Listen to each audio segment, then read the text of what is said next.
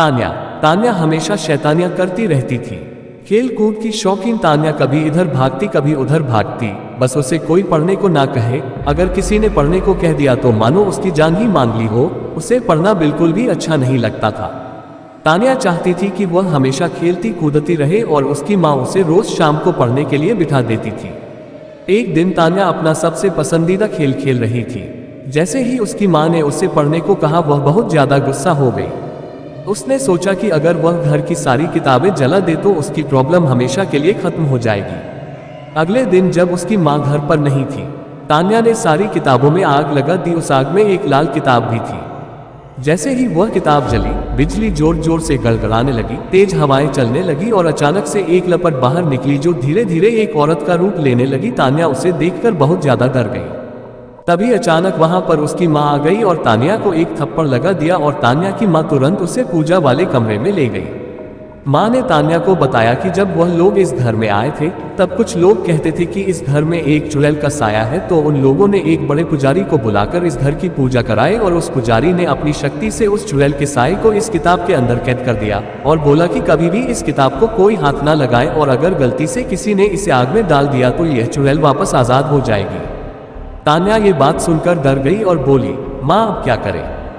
तब माँ ने बोला, पुजारी जी ने उन्हें एक पवित्र जल दिया था कि अगर यह चुड़ैल कभी गलती से बाहर आ भी जाए तो इस जल को छिड़ककर उस चुड़ैल को फिर से कैद किया जा सकता है।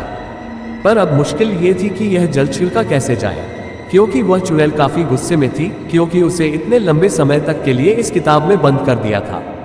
तभी अचानक वहां रोते बिलखते दो छोटे छोटे बच्चे आ गए और वह चुड़ैल उन बच्चों के पास शांति से खड़ी थी। माँ धीरे से कमरे से बाहर आई और उस चुड़ैल से बात करने की कोशिश करने लगी। जैसे उस चुड़ैल ने माँ को देखा, वह चुड़ैल माँ पर हमला करने के लिए भागी। माँ के हाथ में वह पवित्र जल था। उस जल को देखकर चुड़ैल डर गई और वहीं रुक गई और बोली, मेरे पर यह जल मत डालो, मेरे बच्चे फिर अकेले हो जाएंगे। माँ ने उस चुड़ैल को बड़े ध्यान से देखा और पूछा कि तुम्हारे साथ क्या हुआ था? चुड़ैल बोली, मेरे पति ने मुझे वही जिंदा जला दिया था और मेरे बच्चे भूखे बिलखते रह गए और ऐसे ही उन्होंने भी दम तोड़ दिया।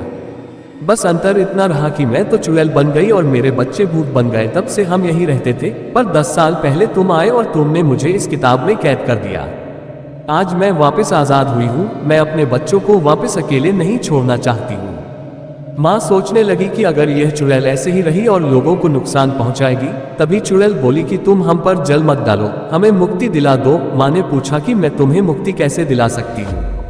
चुड़ैल बोली कि तुम इस घर के पीछे वाले नीम के पेड़ के नीचे एक हवन कराओ और मेरे बच्चों की आत्मा की मुक्ति के लिए प्रार्थना करो। माँ ने पूछा कि उस पेड़ के नीचे क्यों?